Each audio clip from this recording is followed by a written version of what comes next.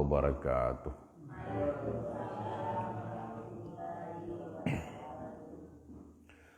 Alhamdulillah nahmaduhu wa nasta'inu wa nastaghfiruh wa na'udzubillahi min shururi anfusina wa min sayyiati a'malina.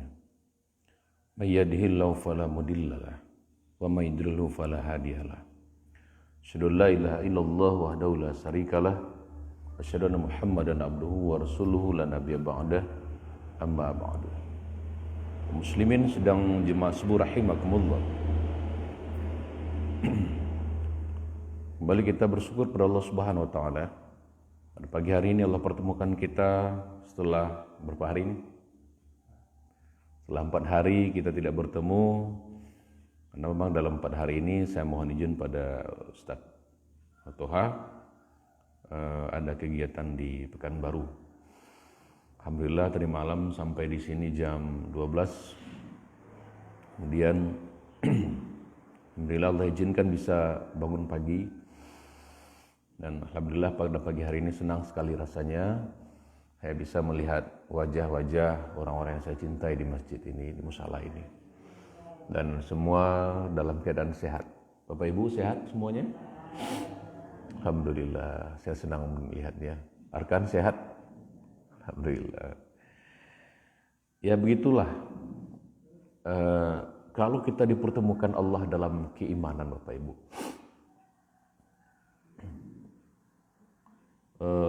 Dan insya Allah kelak di yaumil akhir Allah akan kumpulkan kita bersama orang-orang yang kita cintai Bapak Ibu. Ketika hari ini kita mencintai Rasulullah Muhammad SAW, dan insya Allah kelak Allah akan izinkan kita bisa bertemu dan berkumpul. Allah bangkitkan bersama Rasulullah Muhammad SAW. Berikutnya kita berselawat pada junjungan alam Nabi besar Muhammad SAW, khatamun nabiyyin, penutup seluruh nabi. Tidak ada lagi nabi setelah Rasulullah Muhammad SAW. Rasulikal karim, nabikal amin. Rasul yang mulia, nabi yang dipercaya. Kemudian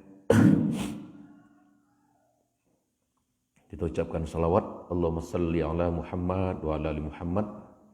Mudah-mudahan tercurah limpah segala keberkahan, rahmat, kasih sayang Allah kepada junjungan kita Nabi Muhammad sallallahu alaihi wasallam.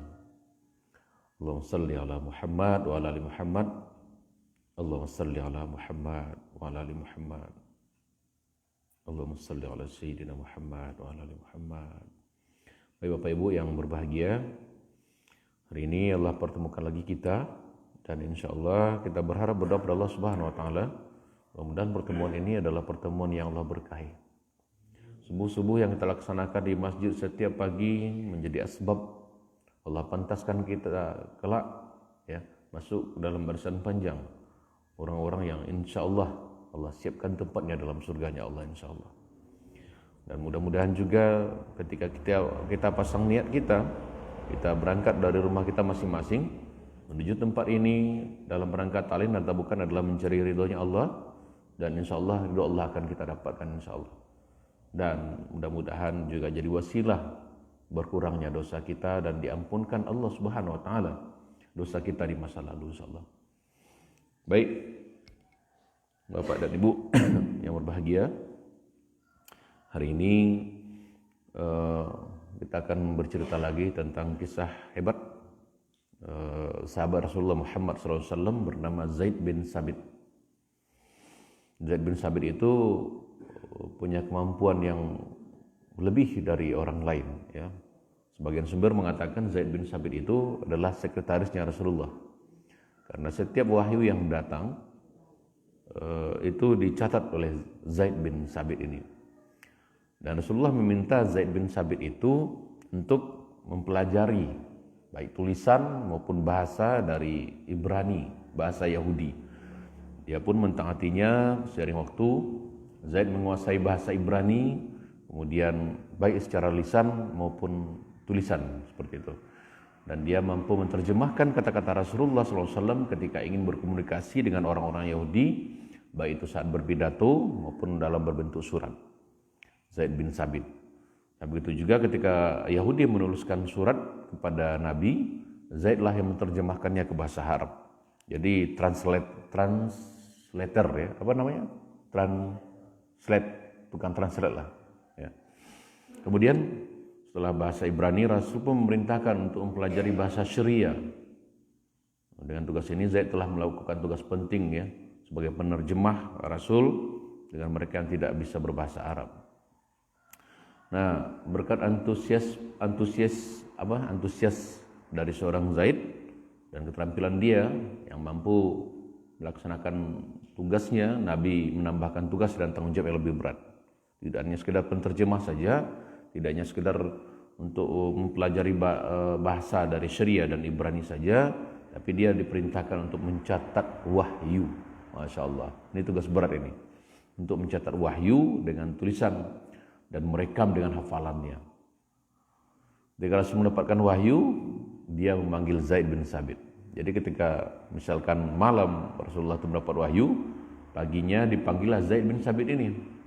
Untuk apa?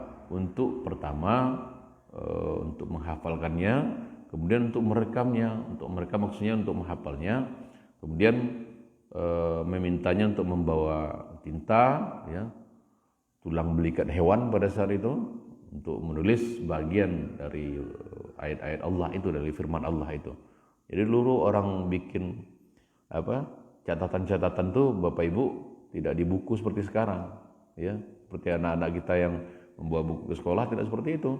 Tapi itu dulu ada tulang belikat hewan, ada namanya perkamen, dan namanya tinta juga. Dan memang Zaid itu bukan orang yang satu-satunya sebagai penulis pribadi Rasulullah.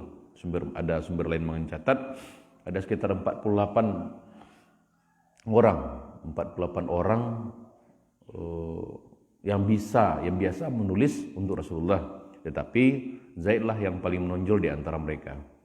Bapak dan Ibu, Zaid juga lah yang menyaksikan bagaimana kondisi Rasulullah ketika menerima wahyu. Jadi beliaulah yang menyaksikan bagaimana kondisi Rasulullah ketika menerima wahyu dari malaikat Jibril, dan dia dibesarkan dengan ayat-ayat Allah sehingga mampu memahami dengan baik sekali ketika wahyu Allah itu turun. Nah, karena pengalaman itu, dia telah memahami syariah tentang agama ini sejak kecil Bapak Ibu. Jadi Zaid juga sebagai salah satu cendekiawan muda di antara para sahabat-sahabat Rasulullah SAW. Bapak dan Ibu, setelah Rasulullah wafat, Zaid juga mendapatkan tugas untuk mengotentifikasi Al-Quran, karena pada saat perang Uhud, perang Badar itu banyak para penghafal Al-Quran itu yang syahid dalam peperangan. Umar bin Khattab meyakinkan Abu Bakar untuk mengumpulkan Al-Quran dalam bentuk manuskrip gitu loh. Jadi Abu Bakar kemudian memanggil Zaid bin Sabit untuk membahas pengumpulan Al-Quran tadi. Al-Quran yang sudah ditulis di tulang belikat, ditulis di pelepah-pelepah kurma, itu disuruhlah oleh Abu Bakar Zaid untuk mengumpulkannya. Bagian-bagian Al-Quran yang ditulis di perkamen tadi, di tulang belikat, di pohon kurma tadi, dan tentunya diingatan manusia seperti itu. Dia melaksanakan tugas ini dengan penuh kehati-hatian Bapak Ibu, sangat hati-hati dan bersungguh-sungguh. Dia menjaga agar tidak ada kesalahan kecil satupun. 6.600 ayat itu atau 114 surah itu, dia sehati-hati mungkin supaya tidak ada kesalahan seperti itu. Dan Zaid telah menyelesaikan pekerjaannya sebelum Abu Bakar wafat. Dia membuat satu suhuf Al-Quran, ya. Sebelum meninggal dia mewariskan suhuf ini kepada Umar bin Khattab. Kemudian Abu Hafs memberikan mushaf itu kepada putrinya yang juga istri Rasulullah, Hafsah, yang juga penghafal Al-Quran. Jadi begitu Bapak Ibu kisah tentang Zaid bin Sabit ini, yang beliau dilahirkan lebih kurang 610 dan beliau wafat di usia lebih kurang 55 tahun. Masih muda ya. Kalau ASN itu belum pensiun berarti. Sebelum pensiun dia sudah meninggal dunia. Bapak dan Ibu yang berbahagia, itulah sekilas tentang Zaid bin Sabit yang juga diangkat menjadi bendahara pada zaman pemerintahan Khalifah Abu Bakar dan Khalifah Umar. Dan ketika pemerintahan Khalifah Utsman bin Affan, Khalifah Rasyidnya Utsman bin Affan, Zaid diangkat menjadi pengurus Baitul Mal, yang ngurus masalah duit negara. Dan ketika Khalifah menunaikan ibadah haji, Zaid bin Sabit juga diangkat sebagai Khalifah sementara, pernah diangkat menjadi Khalifah sementara saat mereka menunaikan ibadah haji. Pada tahun 45 Hijriah,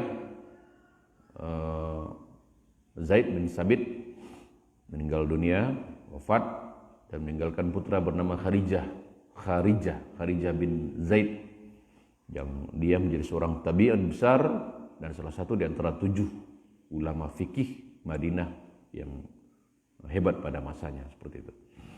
Itu barangkali Bapak Ibu kisah tentang Zaid bin Sabit yang merupakan keturunan Bani Najjar, dan dia berusia 11 tahun sudah menghafal 17 surah Al-Quran. Kemudian juga dia pernah ikut juga peperangan, di antaranya peperangan Khandak. Banyak peperangan yang telah diikutinya juga bersama Rasulullah Muhammad SAW. Dan hari ini beliau telah meninggalkan kisah-kisah hebat ya, sebagai motivasi bagi kita orang-orang yang lahir di akhir zaman ini untuk mau melihat sisi-sisi hebat dari Rasulullah, dari sahabat-sahabat Rasulullah, yang kita berharap cerita-cerita ini ya tersampaikan ke telinga anak cucu kita, sehingga kisah-kisah ini terus lestari sampai akhir zaman ya, seperti sampai ke Arkan ini bagus ini karena setiap hari dia mendengar, setiap pagi itu mendengar kisah tentang sahabat-sahabat Rasulullah, jalun halal Rasul. Mudah-mudahan anak-anak kita tumbuh rasa cintanya kepada Rasulullah, tumbuh rasa cintanya kepada para sahabat, sehingga pada saatnya nanti ketika mereka sudah besar, mereka juga akan bercerita kepada anak cucu keturunan mereka tentang kisah-kisah hebat di zaman Rasulullah ini. Siapa lagi Bapak Ibu yang akan melestarikan kisah ini kecuali kita umat Muhammad. Ketika kita enggak mau ya, atau malas, merasa enggan baik mendengar maupun mempelajari sirah nabawiyah, lalu apa yang harus kita banggakan nanti pada saat bertemu dengan Rasulullah Muhammad SAW, sementara kita enggak mau peduli dengan cerita-cerita hebat tentang mereka, kisah-kisah fakta. Ini yang kami ceritakan ini bukan mitos, ini adalah fakta yang pernah terjadi ya di muka bumi ini di zaman Rasulullah Muhammad SAW. Nah, maka dari itu Bapak Ibu semua terus kuatkan azamnya dalam hati kita untuk mau meluangkan waktu kita mendengar kisah-kisah ini ya. Meskipun terkadang muncul mungkin rasa bosan, muncul rasa jenuh di hati kita, tapi ketika rasa itu muncul, hadirkan seolah-olah Rasulullah memandang kita. Pantaskah kita jenuh mendengar cerita tentang Rasulullah? Pantaskah kita bosan mendengar cerita tentang para sahabatnya? Yang seharusnya ada dalam hati kita adalah rasa kagum, rasa bangga menjadi umat Rasulullah, dan rasa kagum dengan perjuangan-perjuangan para khalifah, perjuangan para sahabat untuk menegakkan agama Allah ini. Kita hari ini yang hidup di akhir zaman, wallahu alam Bapak Ibu, kita tidak tahu akhir hidup kita seperti apa. Para sahabat mereka sudah syahid, para sahabat, para Khulafaur Rasyidin, para tabi'in, mereka sudah syahid di jalan Allah. Sudah para sahabat ada yang sudah dijamin masuk surga Bapak Ibu. Sementara kita, adakah jaminan bagi kita untuk masuk surga Bapak Ibu? Enggak ada jaminan kita akan masuk surga. Maka apa yang harus kita lakukan untuk merayu Allah agar Allah pantaskan kita masuk dalam surganya? Salah satu hal adalah apa yang kita lakukan setiap pagi ini Bapak Ibu. Apa yang ta'lim yang kita lakukan, kajian ba'da subuh yang kita lakukan setiap hari adalah cara kita merayu Allah. Meskipun ada di antara kita yang terkantuk-kantuk, yang berat matanya, Tapi kita tetap bertahan, berharap Allah ridho dengan kita. Jangan salah Bapak Ibu, bahwa pagi ini, setiap pagi kita seperti ini, Allah sedang menatap kita. Allah sedang memandang kita. Kita bertahan di musala ini, bertahan mendengar kajian-kajian, mendengar ta'lim ini, jangan salah. Allah sedang memandang kita. Allah mencatat apa yang kita lakukan hari ini. Mudah-mudahan ya, ini adalah sa'i-sa'inya kita, sehingga kelak Allah pantaskan kita mendapat zam-zamnya. Ketika Siti Hajar sa'i dari Syafa ke Marwah, maka Allah berikan zam-zam di bawah telapak kaki Ismail.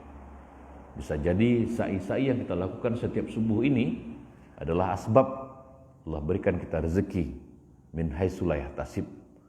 Menjadi asbab Allah berikan kita kabar-kabar gembira, kabar-kabar baik di rumah tangga kita, di kehidupan sosial kita. Rezeki-rezeki yang datang dari arah yang tidak disangka. Bisa jadi duduknya kita setiap pagi di ta'lim ini menjadi asbab Allah selesaikan masalah kita Bapak Ibu. Allah selesaikan hutang piutang kita. Kita tidak tahu bagaimana cara kerjanya Allah. Yang kita tahu adalah ikhtiarkan, maksimalkan ikhtiar iman kita. Itu yang kita tahu. Caranya ya ini seperti ini. Caranya gerakan Jumat Berkah. Caranya apalagi banyak yang lain. Ya. Setelah selesai kita ta'lim jam 9, jam 8 kita laksanakan duha. Siang kita laksanakan sholat sunat Qabliyah 4 rakaat seperti Rasulullah ajarkan. Kebiasaan Rasulullah seperti itu. Nah, begitu Bapak Ibu cara kita meraih Allah Subhanahu wa taala. Mudah-mudahan Allah ridho dengan kita dan musala ini kelak akan jadi saksi di akhirat. Bahwa setiap pagi kita mengagungkan asma Allah di tempat ini, bahwa setiap pagi kita berselawat pada junjungan alam Rasulullah Muhammad SAW, bahwa setiap pagi kita saling mendoakan Bapak Ibu. Kita saling mendoakan. Dan mudah-mudahan Allah lembutkan hati-hati kita, Allah istiqomahkan kita untuk senantiasa mau dan sadar dengan sesadar-sadarnya bahwa ta'lim itu adalah kebutuhan kita, bahwa musala ini adalah tempat ternyaman bagi kita untuk mengagungkan asma Allah, tempat ternyaman bagi kita untuk bertolobul ilmi dan bersilaturrahim. Tidakkah kita senang Bapak Ibu setiap pagi itu bisa melihat saudara kita, dunsa anak kita hadir ke musala dalam keadaan sehat walafiat? Senang tidak? Kemudian kita juga bisa mencek si A, si B, si C tidak pergi ke musala, ada apa ya? Udah 3 hari dia nggak ke musala. Jangan-jangan dia sakit. Gimana kalau kita lihat ke rumahnya? Seperti itu. Jadi indah Bapak Ibu, silaturahim dalam agama Islam kita itu sangat indah sekali. Ketika kita tidak bertemu, kita saling merindukan. Ketika kita bertemu dan kita saling mendoakan. Bisa-bisa ya, bisa jadi tidak tertutup kemungkinan kita yang mau saling mendoakan orang lain juga jadi asbab kebaikan dalam hidup kita. Saling mendoakan. Maka ayo sama-sama kita tutup majelis ini. Memang sudah jam 6 dengan berdoa bersama Bapak Ibu. Mudah-mudahan Allah Subhanahu wa taala memberikan kita kekuatan hati dan jiwa untuk senantiasa mau saling mendoakan Bapak Ibu. Kita tidak tahu doa yang mana yang akan Allah kabulkan, ya. Bisa jadi doa kita pagi ini. Betul ya? Nah, maka yuk sama-sama kita rundukkan kepala kita. Para pemirsa yang ada di rumah yang saat ini menyaksikan kami, yuk sama-sama kita juga rundukkan kepala kita. Kita berdoa kepada Allah Subhanahu wa taala. Kemudian Allah izinkan keberlimpahan rahmat dan kasih sayang Allah mendampingi hari-hari kita insya Allah, mendampingi sisa umur kita, dan terus kita hadirkan ya, kita hadirkan semacam apa ya, peringatan lah kepada diri kita, semacam muhasabah lah, evaluasi diri kepada diri kita, bahwa setiap hari berlalu semakin dekat dengan saat kepulangan kita Bapak Ibu. Kematianlah yang paling dekat dengan kita. Bukan anak kita, bukan suami kita, bukan istri kita. Oh tidak mau akan datang masanya suatu hari nanti hidup ini akan berakhir Bapak Ibu. Pasti berakhir. Kullu nafsin za'iqatul maut. Setiap yang bernyawa pasti akan merasakan kematian. Dan kita nggak tahu entah berapa lama lagi umur kita. Bisa jadi sehari lagi, seminggu lagi, sebulan lagi, mungkin ada yang berpuluh tahun lagi. Atau mungkin ada di antara kita yang tinggal beberapa hari lagi Bapak Ibu. Kita nggak tahu. Dan Allah sudah menetapkan kapan kita akan pulang. Dan bila saat ajal itu datang, tidak bisa dimundur sesaat dan tidak bisa dimajukan sesaat. Saat maut itu menjemput kita, nggak ada satupun di antara kita yang bisa menolak Bapak Ibu. Nggak bisa kita tolak, nggak bisa kita cegah. Dan kita berharap bila ajal kita datang, mudah-mudahan kita benar-benar siap bila ajal itu tiba. Mudah-mudahan Allah sudah mengampuni semua dosa kita Bapak Ibu. Orang tua kita sudah ridho dengan kita, karena kita sudah bahagiakan mereka. Mudah-mudahan saat nyawa kita dicabut oleh malaikat Israel, orang yang pernah kita sakiti sudah memaafkan kita. Mudah-mudahan Allah izinkan tidak ada hutang piutang di antara sesama kita.